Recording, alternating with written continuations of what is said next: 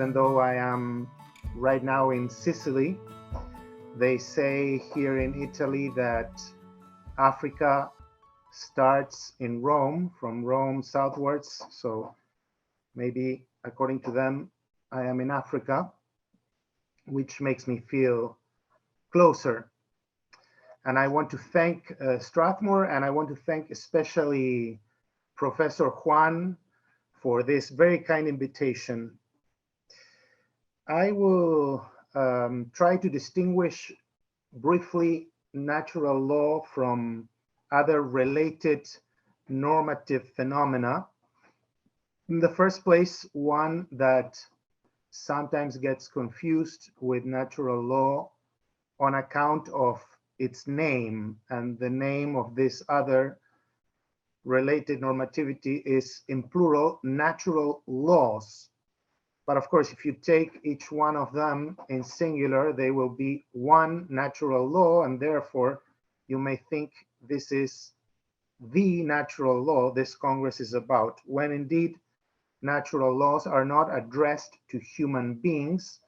They are the laws of physics, of chemistry, of biology, of geology, the normativities that regulate stones and seasons and the seas and the rivers and the plants and the migration of the wildebeest from Tanzania to Kenya and the other way around. Whereas natural law is addressed to free agents, human beings, men and women. And while natural laws are inexorable, natural law is open to endorsement or to resistance by those who are guided by it. The classics used to call natural laws eternal law, which adds even more confusion. But be that as it may, it is clear that they are very different, those natural laws, from moral natural law. That's my first distinction. My second distinction today is between natural law and a type of normativity that is closer to home, closer to natural law than natural laws, but still different. And this is a religion, religious normativity, where you are told by God that you ought not to steal. You are told by your church that you ought to worship once a week, and this kind of norms of guidance of normativity. They all may seem closer to natural law as they are addressed to the free agents, human beings, and still they're different because they all count on faith, religious normativities. In order to function as guidance, you need to believe in God, you need to believe in the authority of a pastor, of a religious ruler, of a priest, of a pope, of a rabbi, you name it. Instead, with natural law, you just get to know it in your conscience, or as the ancients used to say, it is written in your heart. So much so, you don't need faith in order to know what is right, to know natural law. So much so that I sometimes say in class that you can call it the religion of the atheist, when imagine with religious normativity, of course, atheism is out of the question. In the first place, I would like to distinguish natural law from what the Germans call Sittengesetz, or we could call conventional morality, a set of practices, of customs that sometimes go by the name of natural law, but what they are really is a certain pattern or way of doing things. This is similar to natural laws in that natural laws study regularities to try to distinguish them from causalities. For example, you can observe the regularity of 2 million wildebeest going from south to north every year in July and crossing the Mara River, but natural laws will look closer and observe that there is a reason for the wildebeest to do this, and that is that they are looking for grass. Well, similarly with sit-in gazettes or conventional morality, you also are looking at regularities in certain communities and then trying to understand their causal relationships. While with natural law, you could talk rather of critical morality that will allow you, as a matter of fact, to censor or to criticize conventional morality. And the way you will criticize it is precisely what has been discussed throughout these days in this amazing Congress. It's important not to be distracted by the names. You can talk about the natural law of thermodynamics without meaning or intending to mean natural law in the sense we mean it in this Congress. So you may have false coincidences where you think you're in agreement with someone who defends natural law, when indeed the two persons are talking about very different things. Let me give you an example, an anecdotal example. In Argentina, I partake the activities of the National Research Council for the Humanities, and we have some meetings, and in those meetings, in groups of 10 more or less, we decide each year which projects will receive public funding and which will not receive public funding. And we take turns, it's a rota. So sometimes you are on the committee and sometimes you're not, because they're going to evaluate you, your own project. Now, at one time I was in one of these committees and we were assessing the project of a certain colleague of mine who was suggesting that one of the members in the committee couldn't be able to be impartial and objective when judging a possible grant, because this person had studied at Catholic University and this person agreed with the teachings of St. Thomas Aquinas, and this person endorsed natural law, and this person was supposed to be me.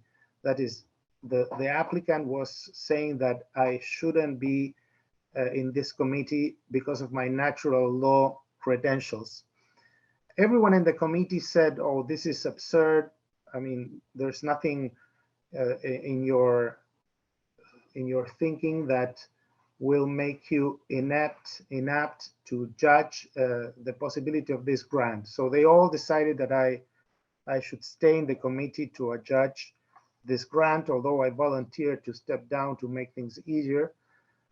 And then a colleague who was sitting to my right in the meeting, who never studied Thomas Aquinas or Aristotle. Indeed, she's a profound Marxist who is with the Green Party, defending killer whales in the south of Argentina and saying that they should have rights and so on. She said that she was fully in agreement with me because we were both, she said, champions of natural law. Now, by natural law, she meant the killer whales. She didn't mean Antigone or Thomas Aquinas. So you can see how you can think you agree, but when you dig deeper under the names, you may see that perhaps the agreement is only superficial. And similarly, you can have deep coincidences with persons who don't use the name natural law. They defend moral objectivity, they defend a fight against relativism, but they never use the term natural law. So they'll be in the same team you are. In other words, what matters is what you're talking about and not the way you call it. You can call a table a door, but if you mean a table, that's what it matters. In conclusion, I think a good starting point for the understanding of what natural law is consists in distinguishing it from other related normativities, and this is what I've tried to do briefly today.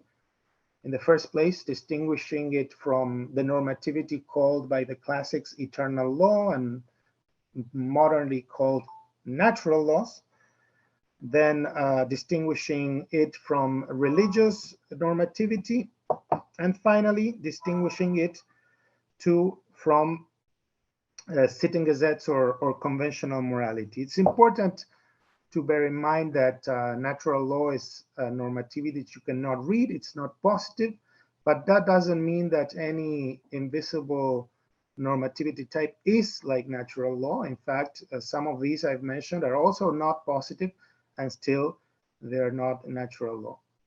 I'll leave it here. Back to the podium, to the student, as I thank you very much for your attention, and I wish you a great day and a rest of the Congress too. Professor Santiago for that presentation. So I would like to invite the audience, those joining us both online and physically, for any questions.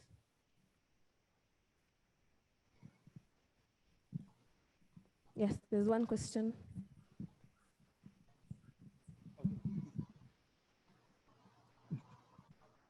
Thank you so much, Santi, for joining us from far.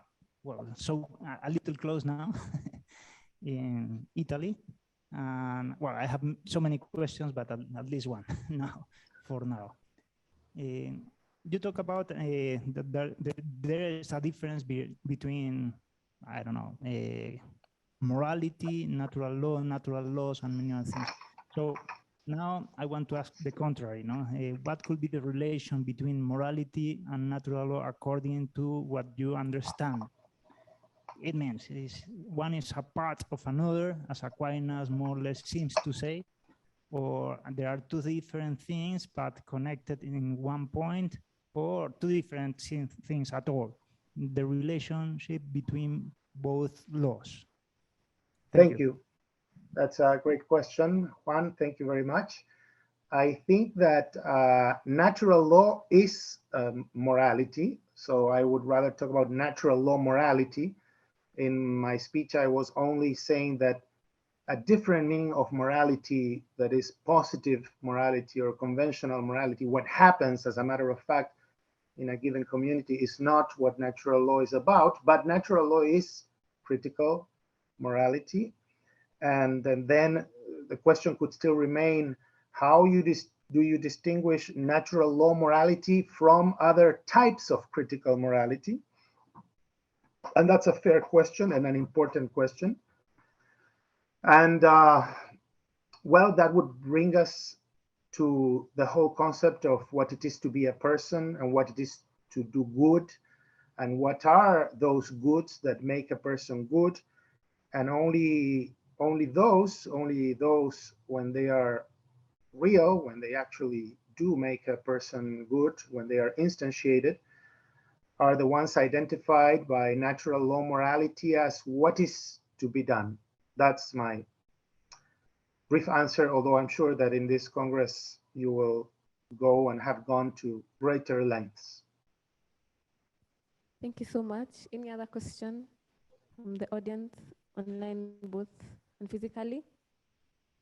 Okay, there's none. Thank you so much, Professor, for your time. You're welcome. Thank you so much. Have a great day. You too.